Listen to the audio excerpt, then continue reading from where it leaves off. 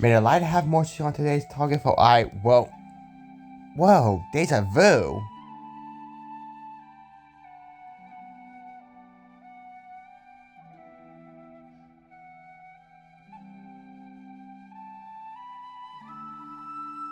Light be with you, everyone. Max Dragonwolf here, and we're going back in time. So, as some of y'all know, one of my earlier commentary videos is a commentary on Lily and Mikaela Orchard regarding one of Warcraft territories, Anduin Wrynn, and I completely apologize for the overwhelming amount of mid that was in that video. However, I will do better this time, or at least I hope so. Anyways, I'm sure that my subject needs literally no introduction. At least one of them. I don't know much about Mikaela other than the fact that she's currently Lily's chosen artist to capitalize off of wife. I meant wife. Though to Lily there's no difference. Anyhow, around the time of Dragonflight, one of the best expansions in recent memory, I can't say my mind on that, was on the rise. Mikaela made a video about Anduin Wrynn, and considering the WoW 20th anniversary is on the rise, coupled with the franchise has a whole 30th anniversary, I figured I'd cover it again. Now, let's do this again. Hopefully I can do better this time.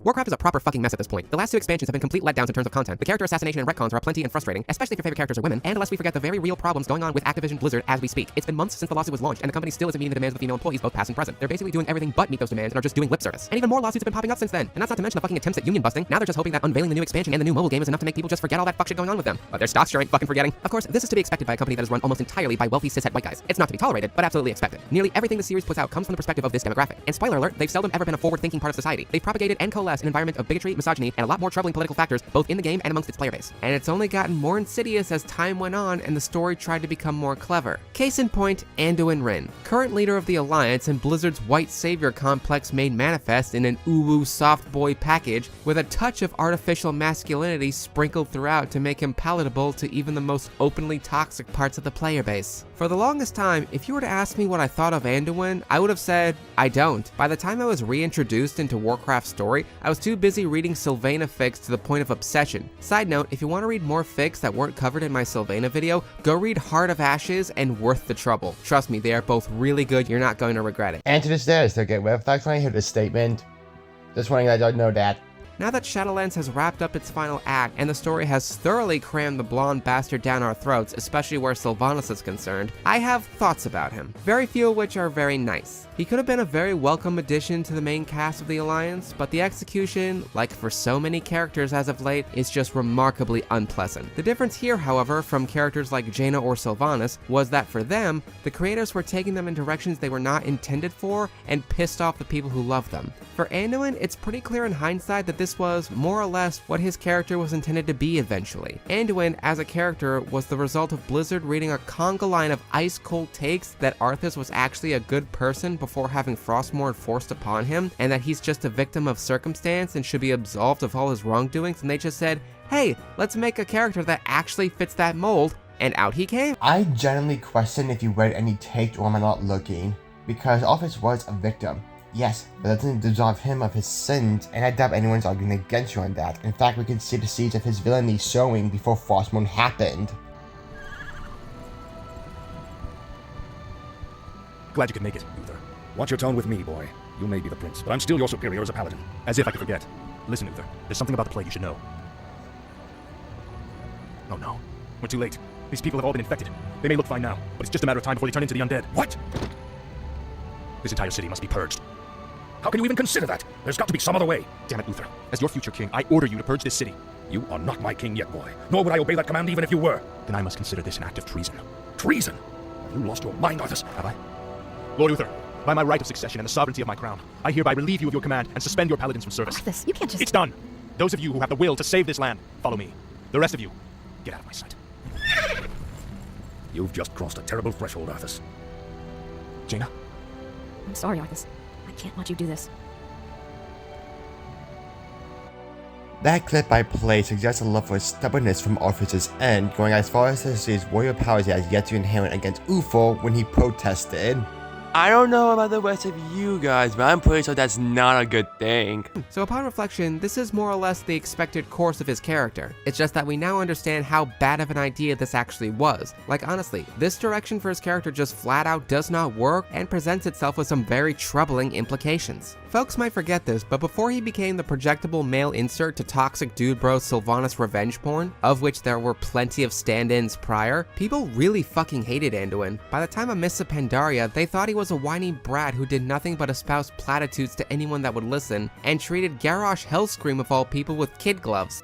I mean, to be fair, Anduin was a kid in Mists of Pandaria. He was like, what, 15? Cut to BFA and he's suddenly the Aryan power fantasy, a blonde, blue-haired champion of the light who leads with strength and wisdom, despite the fact that he's barely an adult and is surrounded by other Alliance leaders more powerful and experienced than he is, who can never be wrong because the Jesus wind chimes told him that he can't. He goes from being a sanctimonious preacher impotently pleading with his father to stop being a murder hobo to the actual moral compass of the series, which the player base, dude bros and women's alike, tolerate because he's all hunky and fuckable now. Oh, but he's not gay. Never gay. Christy Golden said so. Don't pair another man with her thirst trap. Thing is, despite the armor, the sword, and the fact that his voice is maybe an octave lower, there isn't really much about Anduin that's changed. He's still sanctimonious. He still thinks peace for peace's sake is something that needs to happen as soon as possible. And he thinks that anyone who holds any kind of grudge is just mindlessly destructive for the sake of it. There's very little in the way of actual nuance to his arguments, and he's proven himself up to this point to be very ineffectual. It's just that back in Mists of Pandaria, he had very little in the way of actual authority, so his platitudes actually had to stand up to scrutiny or just weren't listened to. 3 expansions later, he is now the High King and doesn't have to answer to anybody, and is held up as the heart of the Alliance, even though he's done nothing to earn that title. You know, barring his determination in Pandaria, even almost dying by Garrosh's hands. Seriously, there's a whole ass wiki page on him and a YouTube channel that plays compilation of in-game cutscenes in advance named Audilores. I'm pretty sure I fucked that up. And it's for free.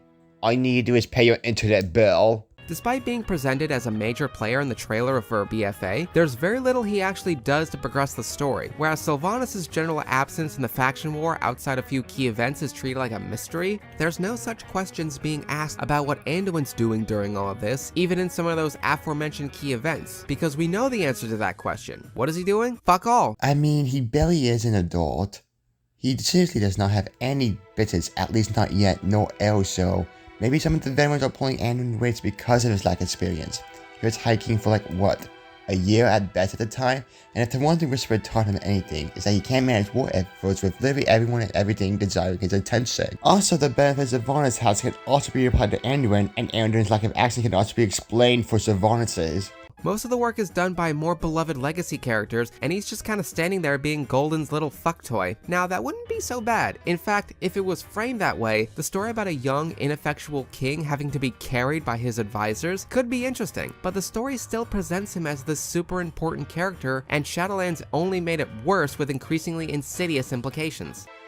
I'm a spoiler for you guys. There is no insidious implications. Mikaela is just pissed that her favorite ship isn't canon and Anduin shares a spotlight with Sylvanas. Now, in order to dig into that insidiousness, we'll have to go over the 2 characters most crucial to his development in the past 2 expansions, Sylvanas and Rathian, 2 characters that Anduin is allowed to have moral superiority over in the writer's attempts to uphold him as the goodest boy and the main character of Warcraft. The summary of the Sylvanas book, which we'll get to, even went so far as to call Anduin Sylvanas' greatest rival. That descriptor is fucking stupid because Anduin has never done anything to deserve that title. We're talking about a general and a monarch with centuries of military experience who made a kingdom out of ashes of a fallen people. The only battles she ever lost were the ones where the deck was stacked against her from the start. Okay. And Anduin serves essentially as a direct foil to Sylvanas' goals and aspirations. Not all nemesis have to be on the same level to be valued and accepted as nemesis. You'll hear all like, oh, Batman can't be Joker's nemesis because Batman is a witch kid while Joker is a failed comedian. Like, I'll admit that the concept of someone like Sylvanas having a nemesis who's probably less than a percentage of her age sounds ridiculous, but even then, Anduin owned it. Like, he's been fighting for peace long before he first became king and long before Sylvanas became war chief. Orchard. What did Anduin do in the entirety of the Fourth War to earn the honor of being her greatest rival? The Battle of Lordaeron? It was only because of Jaina's intervention that he made it farther than the gates of the keep, and later on, she's the only reason that he and the other leaders didn't die choking on blight. Bringing Kultiras back to the Alliance? Again, that was Jaina's idea, and the Alliance's champion did most of the entire hard carry to make that happen. Crippling the Golden Fleet? Once again, Jaina. Bane was the one who defied Sylvanas and acted to broker peace with the Alliance. Saurfang, sanctimonious coward that he is, was the one who managed to twist Sylvanas' arm and get her to abdicate the throne of Warchief. Everything that has been done to counter Sylvanas' efforts in the war has been done almost entirely by people other than Anduin. Jaina did most of the hard work of Kultiras because she literally is a Kultiran. Like she has ties to it, she betrayed it, and she was born and raised in the nation. And considering the horrors on their way to getting the Zandalore on their side, where else to go, at least as far as BFA lore goes. Oh, and speaking of the Zandalore, Sylvanas didn't do jack or shit to get them on the side. The whole player literally does most of the hard carry with some aid from Talanji, the literal princess of Zandalore. Yet somehow you can justify that by being all like, oh, it's a mystery, which is weak as all hell because even the Thanos, you know, Sylvanas' #1 sim subscriber on Twitch, did a lot of the dirty work. Handing the blade of the Black Empire to Azara, the Thanos, breaking Talanji from the stockade, while the player to Litran and Wakon did the dirty work and the Thanos was the one who essentially sealed the escape. Trying to kill Swami after Sylvanas got exposed. The Thanos. Also, that belt item you chose for the Blood Oath still sucks. The only person as useless as him in this entire expansion was Thrall and Zakan.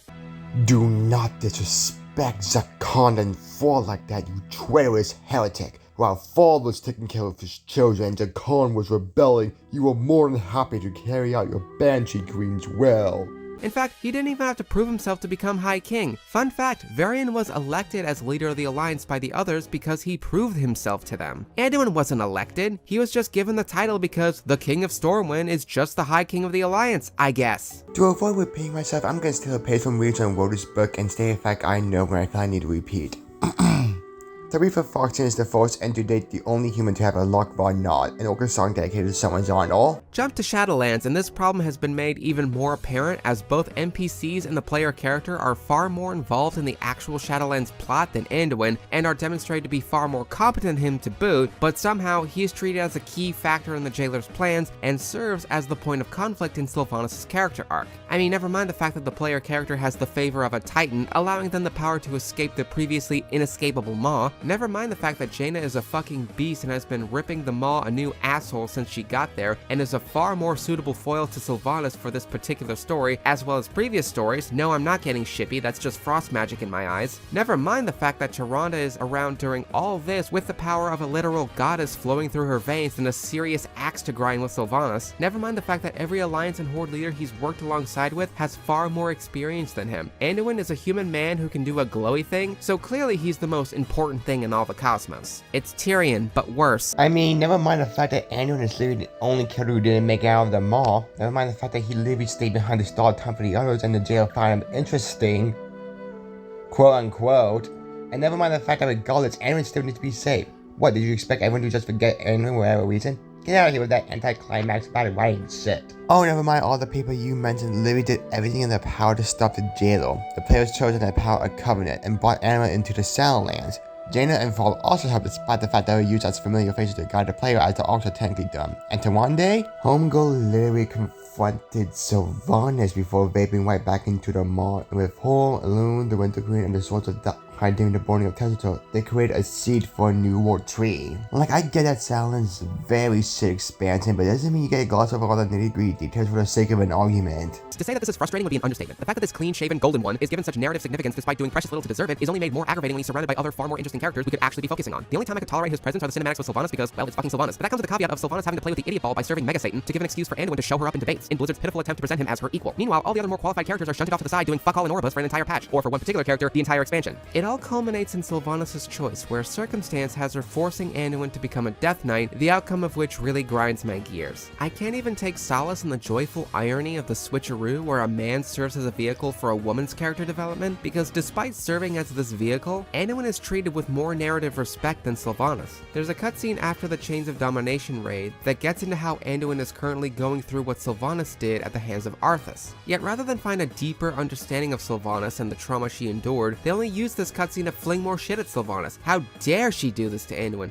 How dare she walk down this dark road when she had no one else to reach out to her in her most vulnerable moments? How dare she taint and ruin Anduin's very legacy in the eyes of his friends? Except she didn't, because they all know this is happening to him against his will. Ugh. You see what you're doing, Blizzard? You're getting me pissed at how shit you've been treating Sylvanas in a video that's supposed to be about another character. You fucked up. So yeah, hate this particular cutscene, and it just showers Anduin with all the sympathy and pity that Sylvanas was denied for her entire undeath because she's just an angry bitch and he's a soft uwu bean. Oh my life, you are clearly not media literate enough to do videos like this. I can see that Lily chose you more than the fact that you are an artist to capitalize off of. Now, onto your point. The reason why Sylvanas and Anduin can't find a connection is because Sylvanas shoots down any attempt of diplomacy from Anduin's end faster than a hunter who accidentally right-clicked the pet they wanted to tame. I guess someone's jealous of the reputation boost. Such as in this cutscene where Sylvanas completely glossed over how Anduin feels. The same cutscene you played in the video prior before this interjection. The battle is almost upon us. I will deal with the invading forces of Torghast. When we reach Oribus, you will defend Zoval while he completes the ritual. You mean he will compel me to defend him? Each time he dominates my will, I feel myself slipping further away. Is this what you felt when Arthas raised you, Sylvanas? Hollow, empty. Everything you once were, consumed by darkness. Yes, young knight. But in the end, the sacrifices we've made will have been worth it. Once the cycle of life and death has been broken and remade, we will— By that time, I'll have been lost. And so will you. I only hope my friends will remember me as I was, not what you made me to be. And then we have your favorite clips to boot.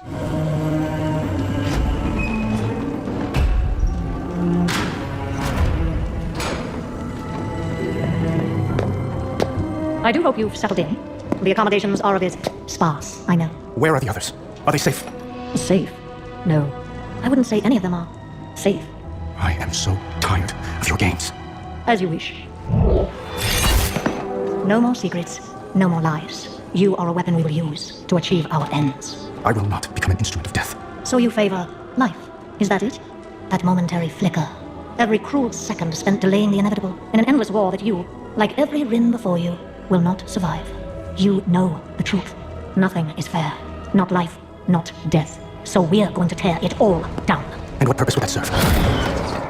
Everyone suffers, Sylvanas, but destroying everything will not take away the pain. Oh, you misunderstand. We're breaking a system that has always been flawed and remaking it into one that is just. Do you expect me to believe that all this time, you've been fighting for justice? How can I convince you? From our first breath to our last, every decision is made for us. Then, the afterlife decides what eternity we must endure. We can't even choose who we couldn't control anything. But through the jailer, control of our fate will at last be possible. Look around you! At what and who you've joined. What makes you believe you're not just a weapon to achieve his ends? You have a choice to consider. Join us willingly, or be made to serve. I thought you believed in free will, Sylvanas. We've never had free will, little lion. But that is about to change.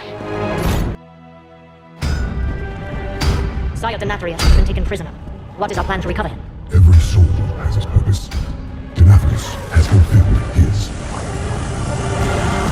We must forge our next weapon. He's not ready. Then a more direct approach is necessary. We have not come this far, only to falter now. You know what must be done. There she is again. You know, these endless lectures of yours Have failed to convince you. Regardless, the conversation is over. One way or another, we will have you. So I will offer this one last time. Join our cause, or be made to serve. What kind of choice is that? Why even give me? It's the choice you never had. Despite all your grand designs, there's still some shred of your mortality haunting you, as if the Banshee Queen hasn't entirely eclipsed the Ranger General. Don't. Now I understand why you brought me here. Why you tried so hard to persuade me. Because if you can get me to let go of hope, You finally can too. Enough! Submit! You are only making this harder on yourself. Not harder on me. Right now, you hold all the power. How will you use it? I've not come this far to falter now. Then why do you hesitate? Make your choice. Sylvanas Windrunner. And not to mention it's already but a goodie. Only one of us wanted this war. You call for peace when it suits you, little lion. But you're quick enough to kill. I should have killed you when last we met. How rude, sister. You're a guest in my home. Apologies for the sudden guest gala, but I so hope you all understand where I'm coming from. My point is that every single time anyone tries to be diplomatic to Sylvanas, it's just such a down like it's nothing. Then there's his raid boss fight, where he finally breaks free of the jailer's control because Varian and Sourfang's ghost gave him a pep talk. Somehow. I would say they aren't ghosts, they are visions, but that was just happens after the video release. So I have this fact instead. Nightborn children stink man juice instead of Alkaline. Take a guess why? And he spends the rest of the expansion sulking about the horrible things he's done, the vast majority of which we don't really see and were not all that consequential to begin with. Kind of adding to the fact that for the entire expansion, Anduin has done very little of value to justify everyone and their grandmother salivating over him, thus making his presence here a complete waste of time. Oh, that reminds me of the point I completely forgot to use a couple of interjections ago.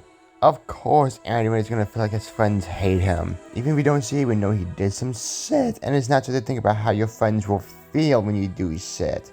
Hell, as far as Anduin might be aware, his friends don't even think he's being controlled. Oh, and the Sylvanas book made it worse. So the book takes place between that point in No More Lies and Sylvanas' Choice, where she pretty much recounts her entire life story to him. Hearing of all the hardships and travesties Sylvanas was forced to endure, not just by Arthas' hands, but by the cosmos itself, he questions everything he thought he knew and begins to feel more sympathetic toward just kidding. He plays therapist the whole time, never internalizing anything Sylvanas said, and instead calls her selfish and privileged the entire time. She tells him about her suicide in Edge of Night, and he says to her face she was selfish for not thinking about Nathanos or the Forsaken in her choice to do that. What? The ever-loving shit, Anduin. Calling a suicide survivor, or hell, anyone with suicidal or self-harming thoughts selfish is only going to make them feel worse. This is talking the jumper down 101. How the fuck do you not know this? Oh, wait. Whilst I can't give you that Anduin's comment was off-putting, even if I disagree with how you should view it, I can't help but feel there is an it's about your comment about talking to jumper down 101 that I need to scratch if it remains unimportant in the grand scheme of things. Your comment about how this is talking to Jumper Down 101 is really off-putting because it takes Sylvanas' trauma and makes it a joke, especially since, spoiler alert, Sylvanas died by jumping off the top of Ice Crown Citadel. So framing her as a jumper in this scenario creates a bit of irony out of the situation, which in turn mocks it. This may not be your intent, however that doesn't change how your tone, not helped by your sassy personality, makes it sound, at least to me. The only advice I can give you is to think about what you're saying when tackling subject like this, or realize what you're doing that's way worse than what Anduin said.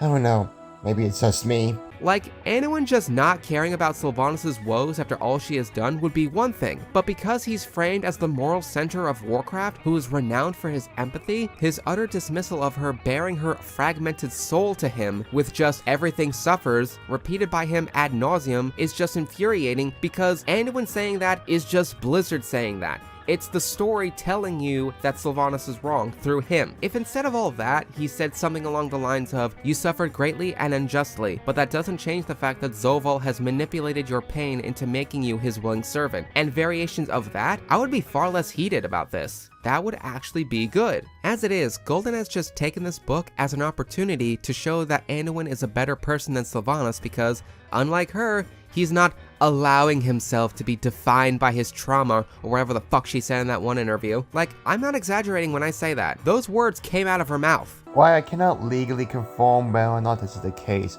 or at least properly because I have a well-hid review on the book on my side. Anyways, reading through it, all I can find is that Anduin is cold and harsh as he refused to accept the excuse of the pain Sylvanas inflicted upon others. Now, could this review be wrong? Yeah.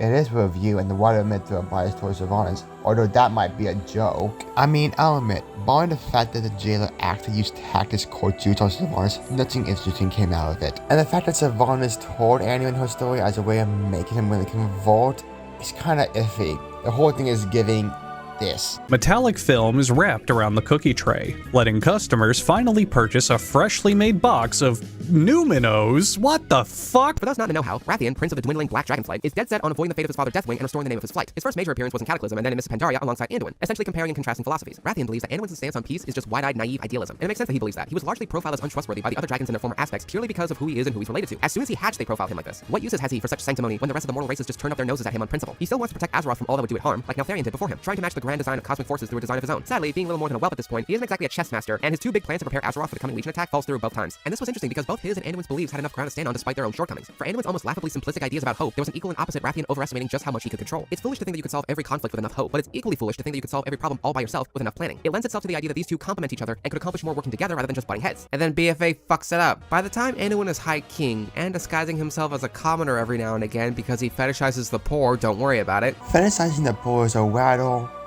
strange way of describing someone trying to understand the place of a commoner, wouldn't you say? Go off, I guess. Rathian is all but in exile right now, working tirelessly to find a way to save Azeroth from N'Zoth. When they finally do reunite, It's been so long. that happens, courtesy of Golden, and we see just how the balance has shifted between them. Anduin has already been established as the quintessential good guy, and Rathian being presented as the necessary evil. Almost everyone is raking Rathian over the coals for his decisions having led to the Legion's resurgence, and the fuck shit that happened as a result. He's only tolerated for his plan to defeat N'Zoth, and then is promptly told to fuck off from the plots shortly after. So like Sylvanas, Rathian was given a raw deal solely because of something he could not control, tried to overcome the obstacles in his path, and work for the greater good, despite being so heavily stigmatized and then talked down on by Anduin, who is more noble than either of them by default because he's not allowed to be wrong. The Aryan man has now been granted moral superiority over the woman heavily implied to be a rape survivor and the dark-skinned man. Good work, Golden, you fucking hack. Whoa, whoa, whoa, whoa, whoa, whoa, whoa, whoa. Calm down, Dale. I can almost feel the two stacks of overwhelming rage radiating from that statement. Let's take this claim one by one. First and foremost, don't act like that punch wasn't coming, let alone justified. You acknowledge that Rathian essentially fueled the Legion's attempt to conquer Azeroth again, but you completely remove all weight it would have to paint the punch as completely unnecessary, when it is. When Anduin lost Valiant to the Legion, he was propelled into kingly responsibility the minute the news was brought to him, and the turmoil he faced laced with the Legion's metaphoric and literal shadow looming over Azeroth and the grief of losing a loved one with a compass adding to it. Yeah. So even while Rathian is not directly responsible for Valiant's death, he pushed the domino that led to it, and Anduin's more than allowed to beat that motherfucker's visit off because of it. Oh, and another thing, stop trying to imply that Anduin is somehow above being wrong in the eyes of the plot. It's getting on my nerves, mostly on the basis that Anduin never had a moment when he was wrong, at least on the more objective level, and the plot butters itself or justifies it. No, the domination magic does not count. While I don't want to pull a Sparker Tech and police a tone, my advice is that your language counts. If you want your words to be considered by your audience, even if you're wrong, you need to engage and not choose certain words. Maybe it's me, as I am the last person ever to criticize people for their words. One more thing, your statement really misses the point on, well, everything. Anduin is more than allowed to be better over Rathian and Sylvanas from both a subjective and objective point of view. Sylvanas especially because, do I have to explain, like, Sylvanas has done a genocide not once but twice. So because Anduin is a token white does not mean he can't criticize a dragon who takes the form of a dark-skinned man and a character who is often kin by rape victims. It's not a bad thing for a white to be morally better than a woman and a person of color, at least not inherently.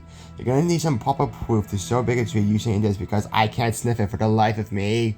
Now you can argue Rathian got the better end of the deal here because there are characters in the story who actually listen to him, and he gets to have a heroic moment against N'Zoth. But there's another dimension to his portrayal, especially where Anduin's concerned, that's a great deal nastier than it looks. So after these two meet one another, it didn't take long for a small pocket of the WoW community to start shipping them. Not a surprise, they're of comparable age and have an interesting dynamic. The idea of them actually being a couple has no grounds for actually happening, of course. LGBT rep was literally zilch at this point in the franchise, but it was a fun, novel idea. Problem is though, Golden hated this. Like she actively fucking hated this. You know how much Metzen hated Thraina? Yeah, that's how much Golden hated this. Putting aside that totally not immature and possibly slanderous image of Golden's face over a World War II Nazi outfit, oh, but you chose a swastika with the alliance symbol, so it's fine. Does not making the characters be paired together means why I hate the ship? Not exactly, though I can understand it to a degree considering how the canon plot makes both the ships you mentioned about its existence as Hunter Patrick and Tank and Wrath. But doesn't necessarily imply hatred? At least not inherently. Maybe it's just me as I barely touch shipping as a whole, barring OC ships, but I feel like you need stronger evidence to prove hatred, especially considering how Metzen views this Thraina ship. But guys, this is a question that I have had for 3 years, 1.5 expansions. I thought I was going to get an answer in 4.1. I thought I was going to get an answer with the troll guy who asked his troll questions. But here it is. In the Gundrak dungeon, there is an area with the stone sentinel guys, and if you look over the cliff, there's a big wiggly snake tail. And I have been bothered by this forever because there's nothing that massive and snaky in the, so with these questions, I've seen Chris answer these in the past, and it's one of those like, we'll see, I'll look into it. So I brought a screenshot of it. I blew it up. The man comes armed with a wiggly snake tail. A wiggly snake tail appears. It's super effective!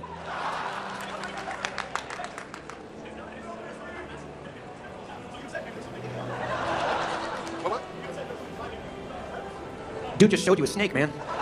Feel dirty. So you said there was something driving the trolls, and it ain't that. All right, well, so then what is this giant snake tail? Clearly, it's a super critical story point to World of Warcraft. I just haven't found out yet. It drives me crazy. I'm just It's the first sign of the return of the Titans. And Medivh will be leading them. The forums will be holding and Thrall is going to leave Agra and start dating Jaina. Just kidding. Oh, how dare you.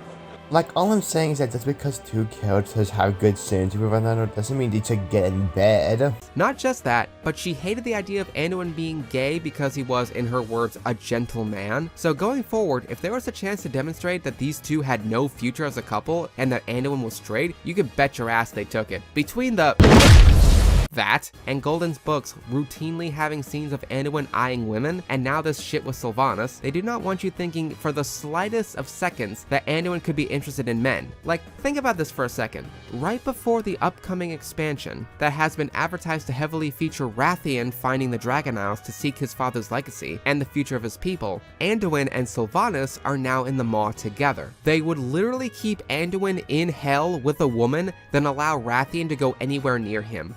That is fucking insidious. No, y'all just saying things that aren't there. Ever thought about how it just so happened that Anduin chose to help Sylvanas for repentance? Also, not to mention the insidious implications you made. Now, don't get me wrong, active Blitz isn't perfect. Fucking no, but calling them homophobic is a bit far-fetched considering the crew have been adding, even if it needs to print like a lot. I said this before, and I will say it again, though I'll try to be kinder. You do not want to explain your view on Anduin, you just want to do what your wife does, and spew out shit and hope it sticks. If I snap my fingers, you'll forget that you were ever gay. I was never gay. Exactly. Wait, no, stop. Yes. No, stop. You can't. I was never gay. Okay. No, I was never gay. Sure. You can't just state something, then snap your fingers, and then be like, I was never gay. If you say so. This, dear viewers, is what Anduin is to Blizzard. At least, that's what Denuzer and Golden seem to think. In any story where he's present, he has to be the moral and narrative center of the franchise. He has to be the one giving guidance to the poor, confused, savage races of Azeroth, the likes of which he understands very little, because he's a beacon of spiritual purity. He has to shut down any argument to his worldview by reiterating time and again that he has suffered, even if the other person has suffered greater, and especially if that other person is a woman or a person of color. Did you and I play the same game? Anduin often finds that his arguments are shut down much rather than the reverse. I am literally trying so hard to be open-minded, but you're not making it any easier considering how you're fumbling the ball on the most basic of concepts. Also, what do you mean, especially women and people of color? Also, Anduin is a diplomat. Of course he's going to try to guide others to peace. The cinematic you show literally proves it. At Lordaeron, you had the chance to take my life. Maybe even end the war.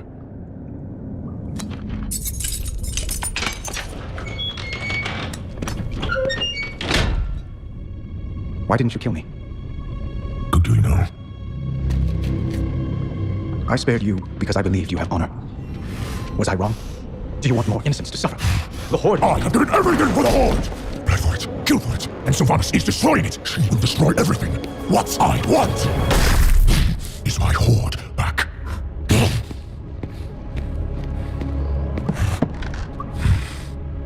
Sarafang, tell me why you spared my life.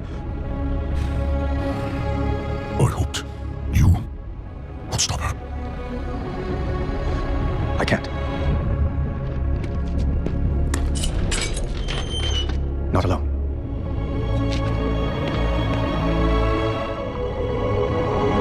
Also, if you're paying attention, you'll notice that Anduin doesn't try to give guidance to Sarafang, at least not in a way that implies that he views him as a savage on the basis he's an orc. Instead, it's more of a simple, yet effective, hey, why didn't you kill me?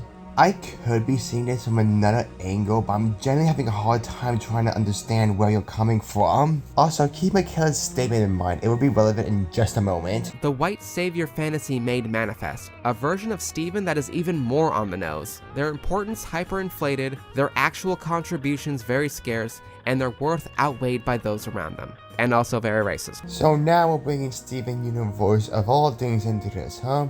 Well, I can try to juggle two fandoms at once. Also, disclaimer, I know nothing about Steven Universe. I am literally nearing its end of the first season to the beginning of the second, so correct me if I got anything wrong. Their importance hyperinflated. Anduin is given narrative attention due to the status as the High King of the Alliance, where at the time of Battle for Azeroth is relatively new.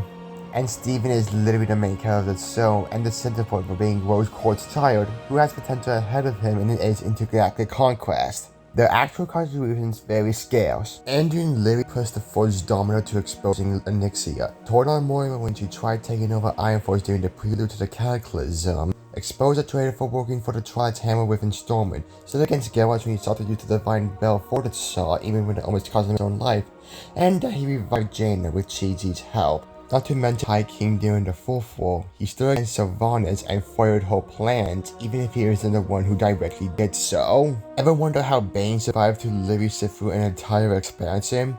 Anduin got Jaina, Saw, and the player character to sneak into the Underworld and free him. How did Sarafang get out of the stockade? Well, if you were paying attention to the cinematic I played last in the section, you would know something. Anduin left the cell door wide open. With Steven on the other hand, he may be young but he did a lot. Freeing Lapis Lazuli from the mirror and healing her gem, stopping a whole ass invasion, and all the times she broke up arguments. I don't know, man, I haven't finished the show yet. And the wolf outweighed by those around him. For Anduin, despite the fact that he's in the game since Classic, that's because it's a relatively new character. He's surrounded by characters who had more spotlight in the lore. Jaina Primor, Tuan the Whispering, Fall, Sylvanas Windrunner, to name a few. While Steven is surrounded by gentless aliens named after minerals who are part of the intergalactic war that has been going on way before his grandfather was conceived. And none of us discredit them or the wolf. Try again. Warcraft has had a problem with racism in their stories for quite some time. It's no secret that a lot of their non-human races in-game are coded on other real-world cultures that aren't Western Europe. Our goblins are not based on Jewish people. Just in case the answer is what I think it is. And their treatment of them has been historically dubious at best and rancid at worst. You don't have to take my word for it, it's all wrapped up in a handy little package by way of the Exploring Kalimdor book that doubles down on all the catastrophically racist stereotypes it's implemented for all of their less than human races. Even going so far as to suggest trolls can't read, and insisting that goblins, an especially Jewish coded race, actually poisoned a well. Again, goblins are not Jewish coded. And if I may, how are they Jewish coded exactly? Because that statement presents problems that at worst tells us about you than it does the game. Don't get me wrong, Warcraft has a problem with racial coding, and Exploring Kalimdor really helped none in trying to fix the problem, but I'm genuinely trying to figure out your position, I really am. Like, personally, when I hear especially insert race coded, my stance gets pretty high, especially with examples like Taurens. For context, Taurens are often criticized by Native Americans for cultural appropriation, as their culture and themes are heavily based on Native American culture. Ranging from the teepee and the wigwams, the headdresses and the style, and even down to the names. Personally speaking, I put up on playing Tauren for so long due to the criticism, and how slow they feel in general while moving even while reaching speed buds. Why do they feel so slow? Meanwhile, goblins being greedy and destructive is a stereotype, yes, but that doesn't inherently make them anti-Semitic. However, that's not to say it doesn't require a kill. Absolutely, it does, especially since at the time of recording, the goblins will play a big role in the upcoming patch and Judge the Galleries making a comeback after the Southern Cameron in the Shadowlands. To which Sean Copeland did not do, considering the fact it's now canonical that goblins are the reason the Southfield River cannot provide hydration to the Horde, aka well poisoning. Excuse me, what the actual fuck, Copeland? Despite all the shit things done to them, goblins are really Jewish in a sense because their culture does not involve any coding the same way Torrents were coded. Like, take one good look at this and tell me it's Jewish. At best, they are an extreme parody of capitalism, which kinda isn't good when you're implying anti-Semitism on a ways that why it has traits that can be tied to such isn't inherently anti-Semitic. Yeah. I hope I explained my point well because I'm white enough to conquer half of the world for spices and never use them. The blowback to this book was so massive that their pitiful, stubborn insistence that none of their races were coded around actual cultures actually buckled and broke under the pressure. Again with that Chrissy Gordon image. Also Exploring Azeroth Calendar is written by Sean Copeland, not Chrissy Gordon. And they publicly recognize that racial coding and systemic racism in writing is, in fact, a thing. And Anduin is just another extension of that racism, being presented in such a glorious, wise, and capable light. He is how every colonist sailing west envisioned themselves. He is how current intellectual neo-Nazis view themselves. And he is the vessel for which these writers, but mostly Golden, channel their very real issues with non-white people, even if they don't realize it.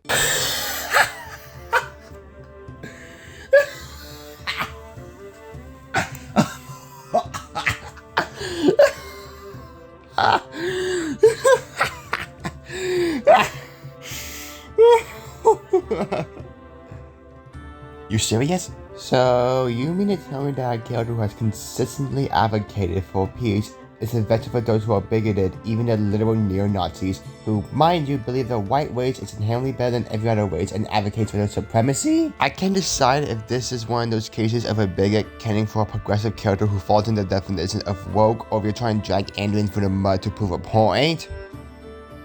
Either way, your claim falls flat on its face because there are multiple characters in the game who fit the mold better than Anduin. As I am recording this, I am showing examples on why they fit the mold. You'll see a trend with each of the characters. They all believe themselves to be better than others, willing to do whatever it takes, pursuing what they believe to be purity, etc, etc. While it's not all of them, these themes follow a fair amount of them. And then there is an Anduin who is literally a contrast. Anyways, that's it. I know this video is very late is because of how much procrastination is the BITCH exclamation mark. Anyway, today's artist of the month will be both for November and December. The artist is Valdhir. I'm pretty sure I fucked that up. If you like World of Warcraft and Dungeons & Dragons, then Valdhir is right for y'all. If you hung around the WoW community in the past, specifically the community of a certain guy who used a rat as an alarm clock once, your introduction to Valdhir may be based off a series of drawings he did where he took certain Warcraft 3 scenes and redrew in an anime-esque style, and it's very good. I suggest checking him out. You can do it on ArtStation, Instagram, Twitter, 4Friendly, and Blue Sky. Anyway, that's gonna be it for today. If you enjoyed this video, please leave a like, subscribe, maybe leave a comment. I'm currently doing a Q&A and I would love it if y'all give a question or two on it. Happy holidays, Merry Christmas, Happy Hanukkah, Happy Winter's Veil, etc, etc. With all that out of the way, I am Max Dragonwolf and logging off.